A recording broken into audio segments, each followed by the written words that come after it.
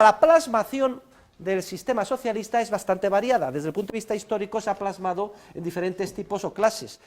A efectos simplificativos, hoy vamos a considerar básicamente 4 grandes tipos de socialismo. Y vamos a empezar por el llamado socialismo real o de las economías de tipo soviético. Este es un sistema socialista que en los tiempos actuales está prácticamente en declive.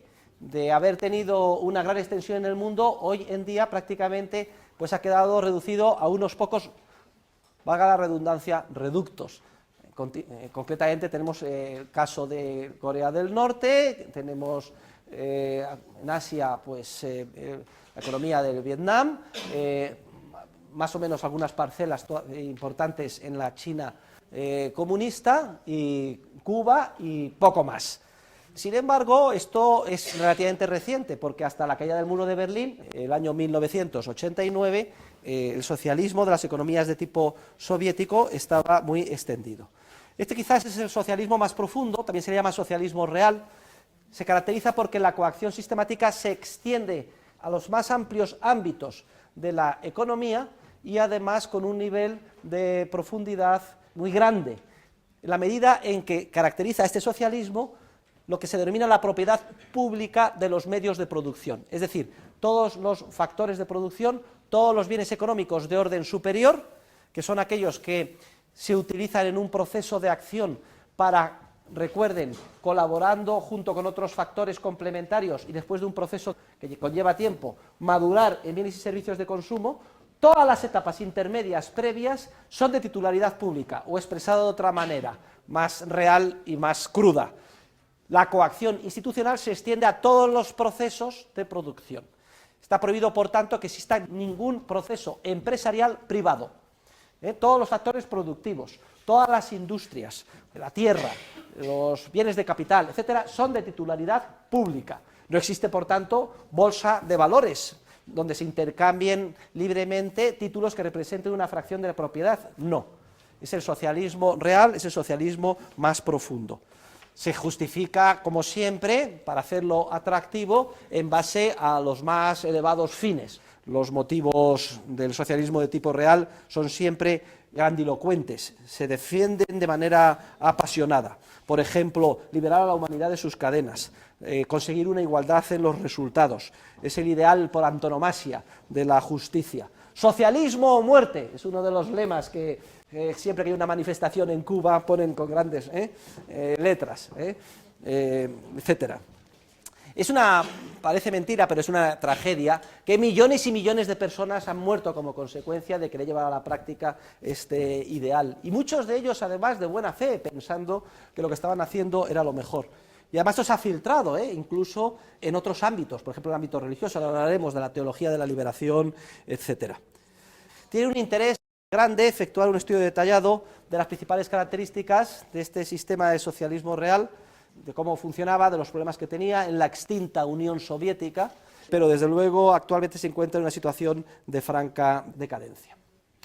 Vamos a pasar al segundo tipo de socialismo, que es el socialismo más próximo a nosotros, que se considera que es un socialismo más light, que es el socialismo democrático, o la famosa socialdemocracia.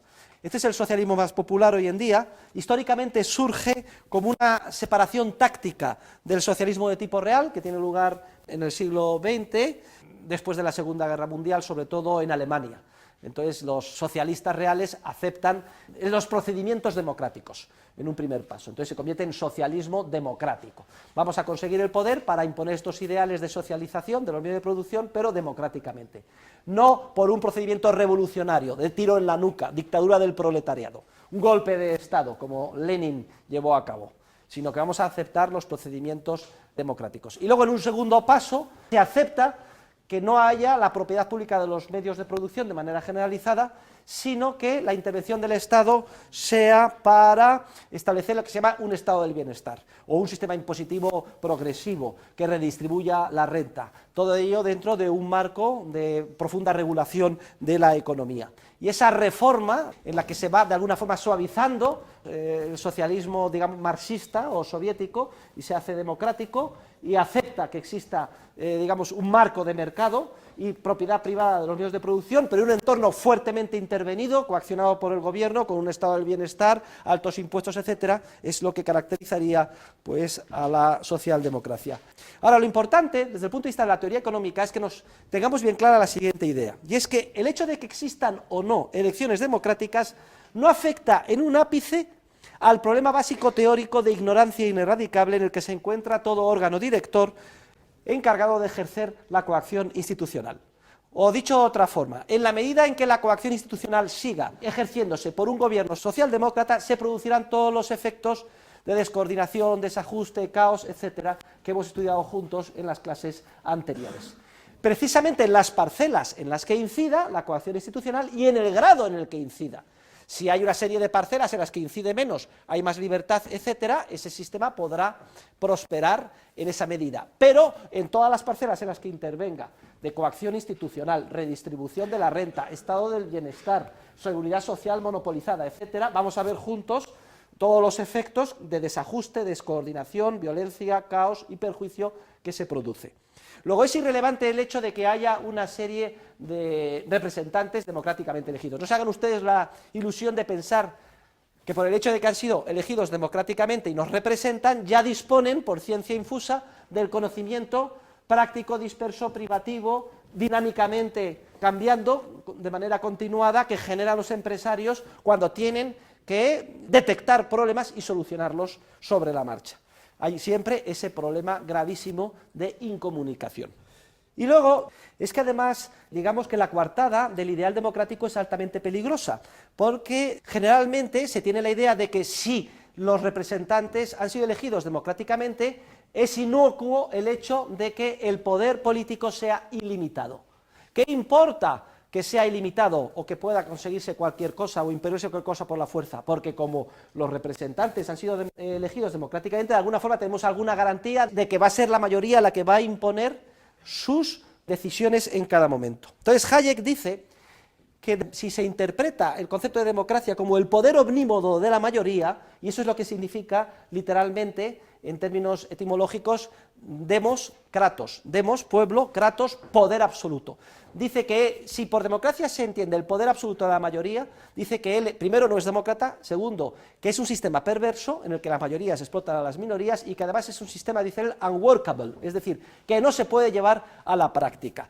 Como hay ese problema de ignorancia ineradicable, aunque en última instancia los gobernantes sean elegidos según la coyuntura de las mayorías de cada momento, los mandatos que impongan en el cuerpo social no podrán tener dentro la información necesaria de primera mano para organizar la sociedad. Es un sistema tiránico que descompondrá el cuerpo social. Y por eso vamos a ver juntos los efectos nefastos que tiene el llamado estado del bienestar y cómo incluso se da la paradoja de que gobiernos socialdemócratas, y precisamente en Alemania recientemente, hasta la llegada de Angela Merkel, en los últimos 6-7 años, se han replegado sistemáticamente de mucho de lo que habían hecho en el estado del bienestar, reduciendo prestaciones, reduciendo impuestos, apretándose todo el mundo el cinturón, liberalizando los mercados, etcétera.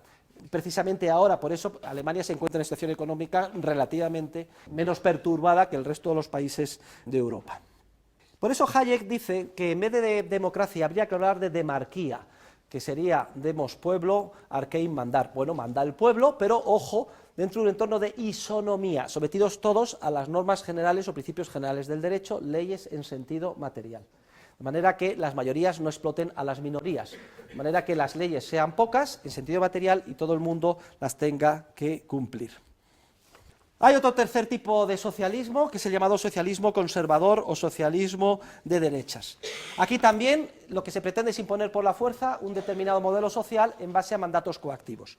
Sin embargo, lo que se pretende es conservar un determinado statu quo, es decir, una determinada organización social, pues sea el sistema de castas en la India, o sea una determinada redistribución de la renta, o sea un determinado esquema paternalista. Papá Estado sabe mejor que nosotros lo que queremos y por tanto nos lo impone por la fuerza. o sea, una sociedad, que también es una manifestación típica del socialismo de derechas, organizada jerárquicamente en base en la que los valores más importantes son los valores relacionados con el ejército, sería el socialismo militar. No me importa que sea el estatus militar, el estatus social, el estatus relacionado con la religión, una determinada redistribución de la renta o un sistema de castas. Lo que caracteriza al socialismo conservador o de derechas es su paternalismo e imponer por la fuerza un sistema preestablecido que se considera justo y bueno. Y además el ser reacio ante los cambios sociales. Lo que queremos es mantener lo que hay y que no se efectúen cambios. Hay otras manifestaciones también del socialismo de derechas, por ejemplo el socialismo gremial. Son los diferentes gremios los que de alguna forma estructuran la organización social que se quiere imponer por la fuerza, o el socialismo agrario. También hay que tener en cuenta esta influencia. Es curioso, pero cuando se crea la Unión Europea, el peso del socialismo agrario es tremendo, y de hecho ello explica que hasta hoy, quizá la parte más importante y significativa del presupuesto de la Unión Europea sea todavía el de la política agraria comunitaria. ¿Por qué todas esas subvenciones? Vamos a hacer más adelante los efectos perversos que tiene. Pues la teoría era que había que proteger a la gente del campo, no solo porque son muy numerosos y votan, sino en base a unos conceptos idílicos, que no vaya a despoblarse el campo, que se mantenga el campo cuidado como estábamos acostumbrados a verlo, etcétera. Por tanto, la materialización del socialismo, digamos, reaccionario, de derechas, que quiere conservar el statu quo, es bastante variada y puede tener el acento en el ámbito militar, en el ámbito agrario, en el ámbito gremial, etcétera. Y hay pocas diferencias entre los partidos de izquierdas y los partidos de derechas. Todo el mundo quiere conseguir el poder para imponer por la fuerza sus particulares criterios.